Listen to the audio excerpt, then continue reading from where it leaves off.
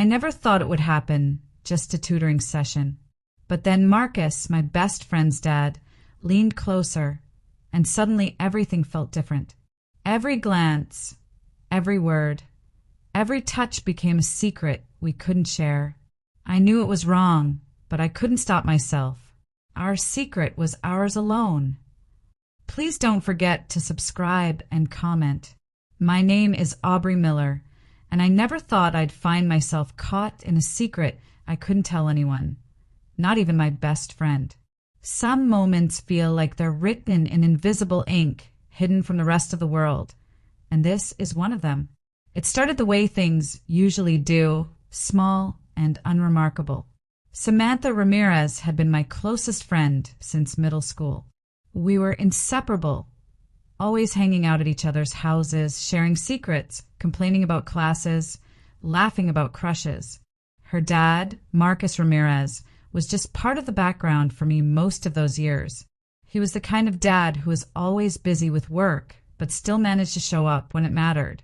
Tall, broad-shouldered, with that confident but quiet presence, he was the type of man you noticed but didn't really see. At least, not until I was old enough to realize how different he was from boys my age.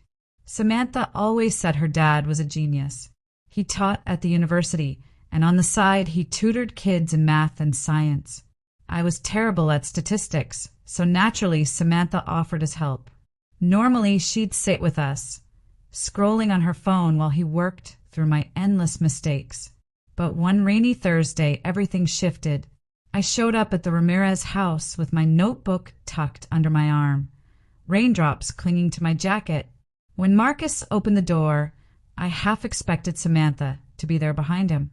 Instead, he gave me a faint smile and said, "Samantha's out with her boyfriend tonight, but she mentioned you still needed help." For a second, I considered leaving.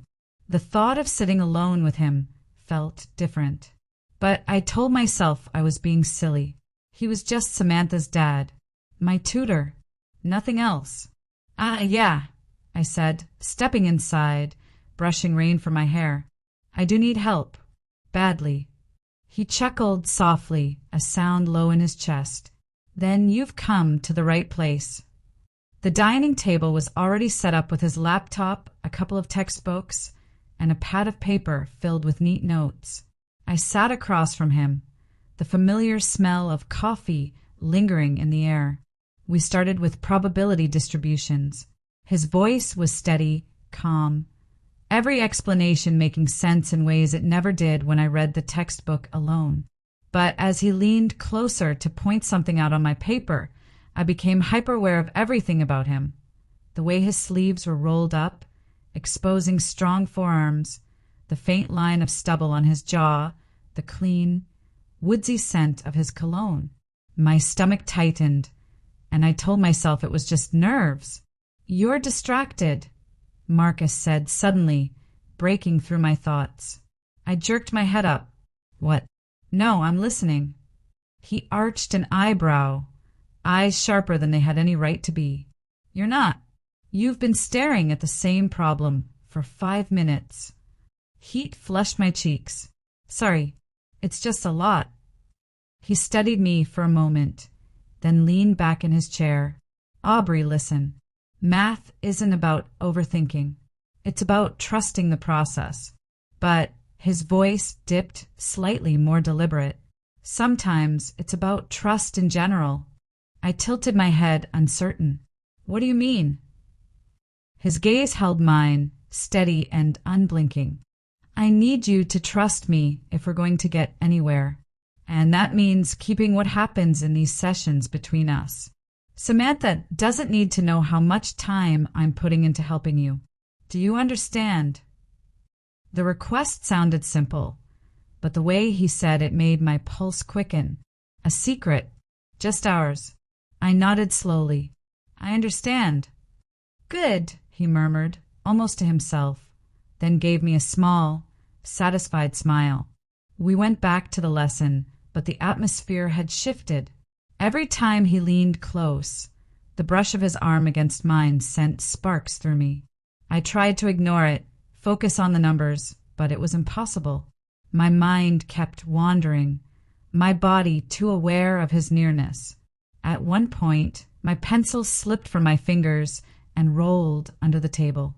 I ducked down to grab it, and at the same time, so did he. Our hands collided in the narrow space beneath, and for a breathless second we froze. His skin was warm, his grip firm as his fingers brushed against mine. When I lifted my eyes, his were already on me, dark and unreadable. The air between us crackled, heavy and charged. When we sat back up, my cheeks were burning. I forced my eyes on the paper, but I couldn't shake the image of him staring at me under the table, his hand brushing mine. By the end of the session, I was a mess of nerves. I shoved my notebook into my bag, ready to bolt. But Marcus followed me to the door, his steps unhurried, his presence filling the space. Just as I reached for the handle, his voice stopped me. Low, firm, dangerous in the way it made my chest tighten. Remember what I said, Aubrey.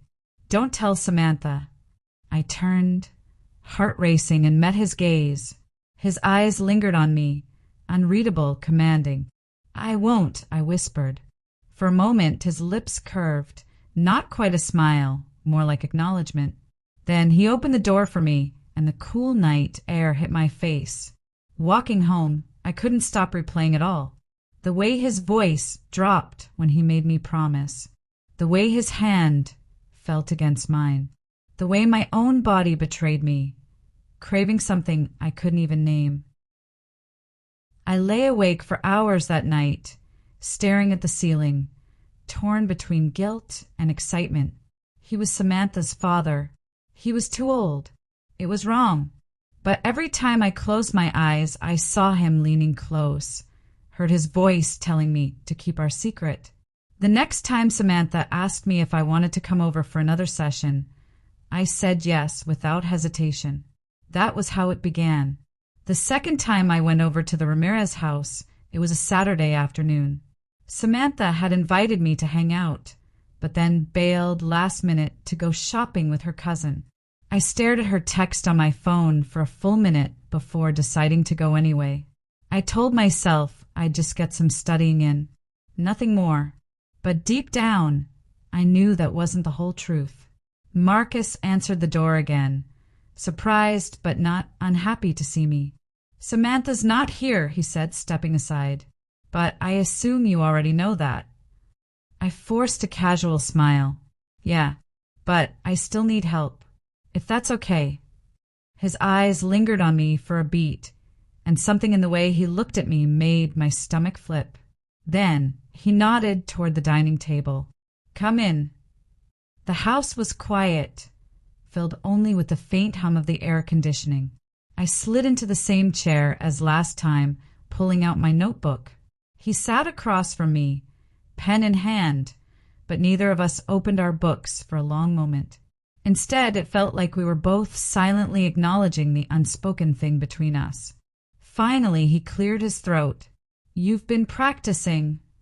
Yes, I lied, though my mind had been on anything but math. He smirked like he knew. Then he leaned forward, his elbows resting on the table. Show me. I bent over my notebook, but my hand shook slightly as I scribbled through the first problem.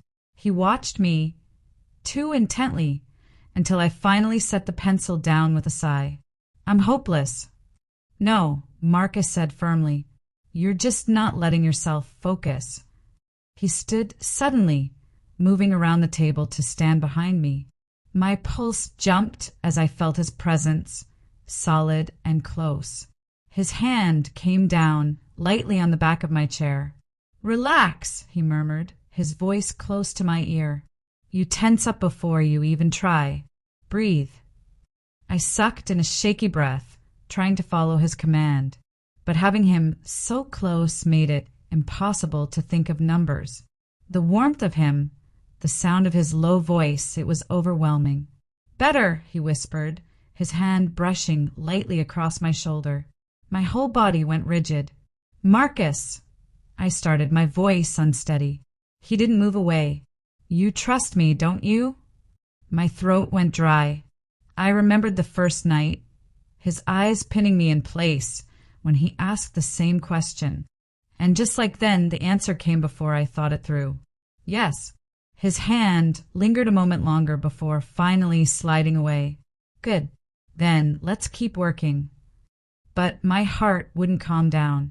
Every number I wrote blurred on the page. And the worst part was, I didn't want him to move away.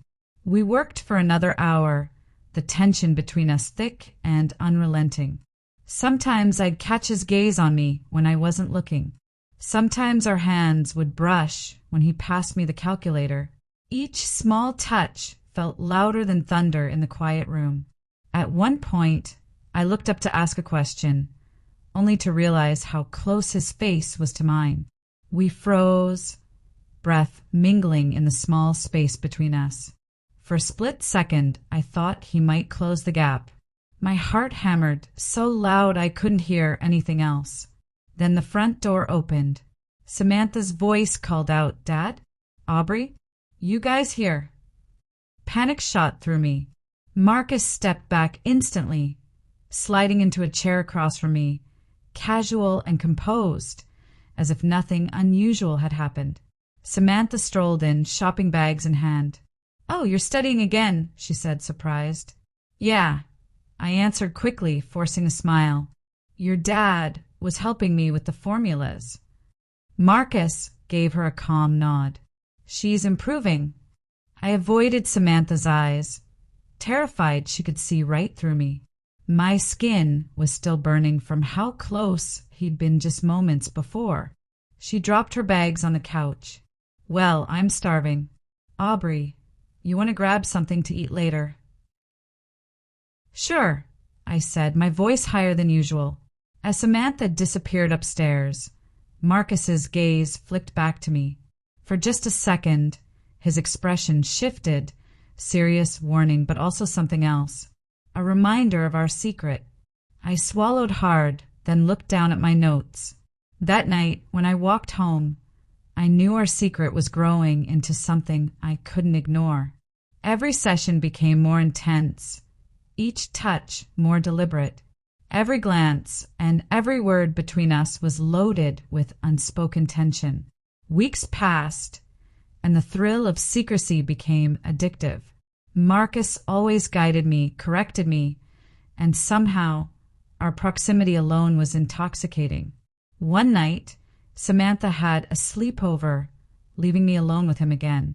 The quiet house made every small movement feel magnified. The brush of hands, a lingering look, the subtle warmth when he leaned near me. "Do you realize how far we've gone?" he whispered softly once we were alone. "Yes," I whispered back, my body trembling. "Then you understand why it must stay a secret. Never tell Samantha. Not a word." "I promise," I said, my voice firm. From then on, every session was a delicate dance, teaching, touching, glances, unspoken words. We were careful, but the tension between us was impossible to ignore. Each secret moment was thrilling, electrifying, and dangerous. The knowledge that Samantha had no idea only made it all more consuming. Even now, weeks later, I replay every session in my mind. The quiet moments, the stolen touches, the near misses with Samantha, the intensity of Marcus's gaze. The fire between us burns hotter than ever, and I know deep in my heart that some secrets are too powerful to ever let go. We've never been caught, and somehow that makes every moment even more intoxicating. Our secret is ours alone, a dangerous, irresistible truth that I can never forget.